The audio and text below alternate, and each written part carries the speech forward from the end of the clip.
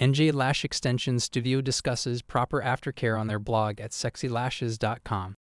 To properly care for eyelash extensions, clients need to consider them as an investment in order to take as much care of them as possible.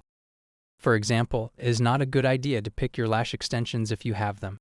The eyelash's lifespan can be prolonged by properly regularly cleaning them to eliminate oil residue. When it comes to proper aftercare of eyelash extensions, we give our clients a rundown of the do's and don'ts at the end of each appointment so our clients know how to care for their lashes. Caring for lash extensions is a must to prevent any eye infections and maintain their look longer, said Ash Santiago, owner and licensed esthetician. Ash Santiago is a beauty specialist in New Jersey offering high-quality and stylish eyelash extensions, professional makeup, waxing, and facial services. Her premier eyelash extension services have been touted as one of the best lash extension services in New Jersey. To find out more about the story, click the link in the description.